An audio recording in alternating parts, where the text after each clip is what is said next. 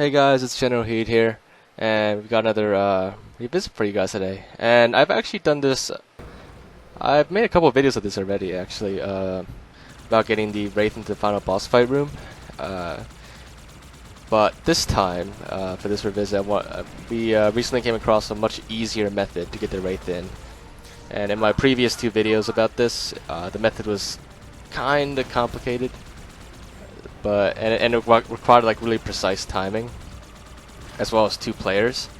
But this method will let you do it all by yourself if you want, and it's a lot simpler too. So what you want to do is just get to this part of the mission and fly to the nearest Wraith. I prefer to use this Wraith over here, because it's no matter what, always flips over and then the friendly brute comes out. But you don't want to get into the Wraith next to him, because he'll actually still hijack you. So you want to get him out and then either get him far away or just kill him. Or you could always grab another Wraith. It's up to you. But this Wraith is just in perfect condition at this point. So once you're in a Wraith, just boost into the water over here. And we're going to be doing a little bit of hill climbing soon in the Wraith. So once you're in the water here, I do want to point out that you should not fire, because there's actually the water's like a barrier for projectiles from weapons. So if you were to fire down here, your Wraith shot would not fly out of the water. It would actually hit like the invisible ceiling in the water, I guess, and it'll do a lot of damage to your Wraith. So don't do that. Oh, and I also forgot to mention earlier. Actually, wait, before I get to that, when you drive up here, when you first got there, make sure you hold down A to boost the Wraith up. It's probably a lot easier that way. Otherwise, it's going to be a little bit harder to get the Wraith up the little hill there. But once you're up the hill, you can just drive normally like I am right now. But anyways, back to the other thing I was going to mention. When that Wraith flipped over at that point, when I said it always flips over, it doesn't always flip over on the original Xbox version. Actually, most of the time, it doesn't at all. I don't think I've ever seen it flip over on the original Xbox version, come to think of it. But on the PC version of Halo 2 and the Master Chief Collection version, it does always flip over. But just a little heads up there.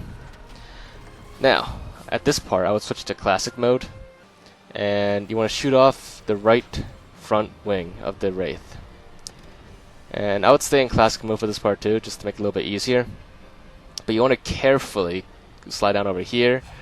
And then you want to, while holding down your jump button, or whatever that is. For me, it's the left bumper, or it might be A for some people.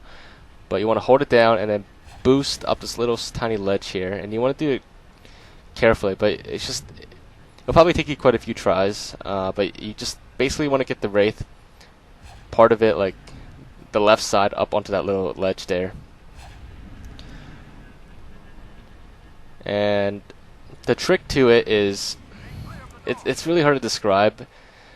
You really just have to get a feel for it. But the trick is to just kind of like center the Wraith a little bit,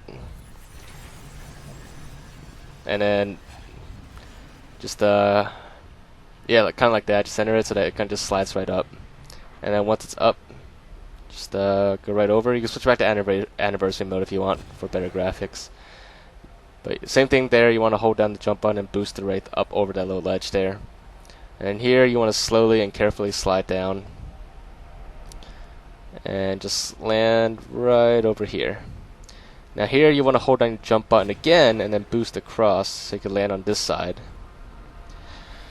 Now here is the slightly harder part. It's not hard at all. You just want to slowly slide down to the right this way. And when I say slowly, I mean like really slowly. Because if you go too fast, you'll drop too fast and then it won't work anymore. But just slowly slide down like I am. Just a little bit at a time, and just if you start going too fast, just make sure to go the other direction again to compensate.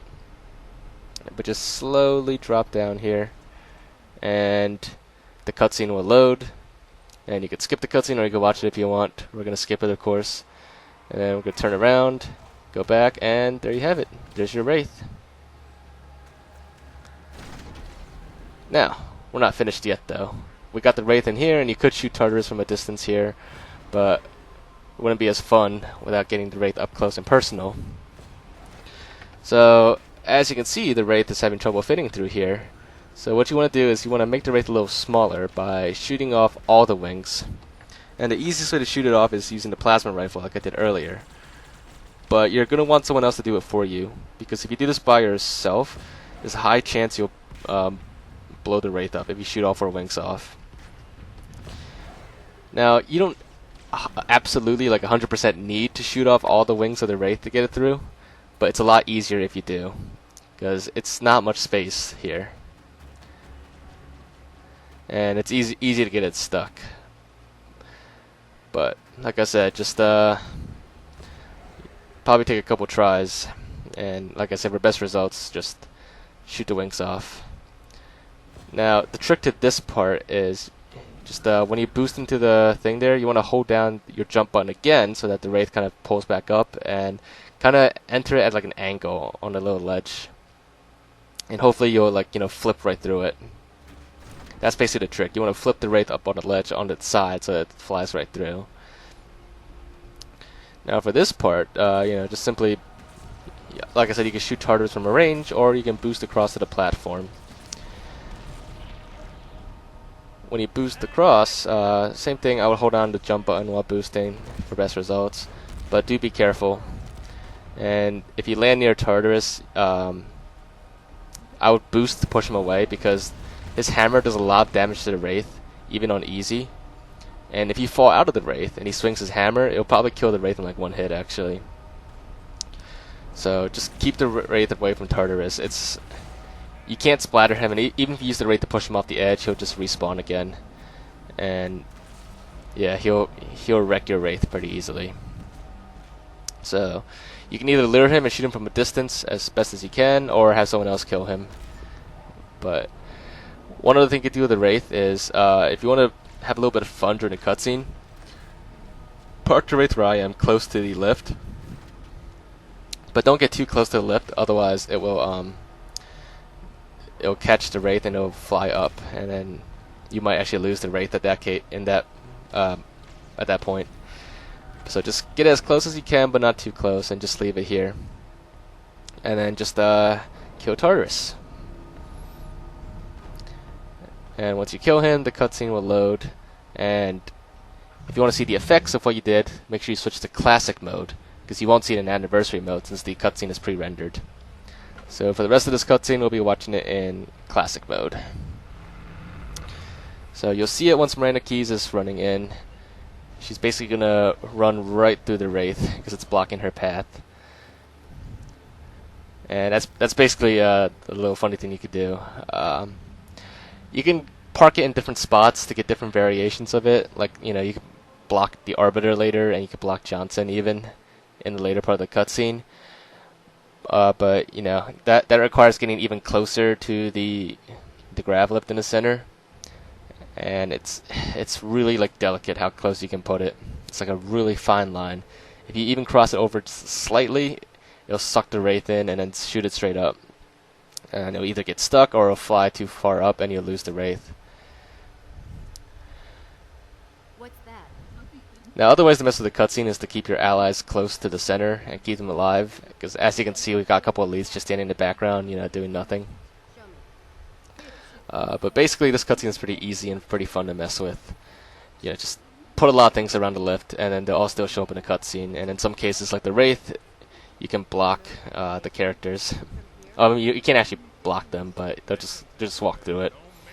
But you'll still have like a Wraith in a cutscene. It just looks kind of funny, like a giant Wraith that's not meant to be there at all. But yeah, so for the rest of the cutscene, it cuts to Master Chief, as you know, and you won't see any more of the Wraith anymore. So that's about it. So if you guys enjoyed this and found it interesting, make sure to leave a like, and hopefully this new method makes it a lot easier for anyone who wanted to bring the Wraith in compared to my previous method. So leave your thoughts in the comments on that, and if you haven't already, make sure to subscribe and stay tuned, and I'll see you guys next time.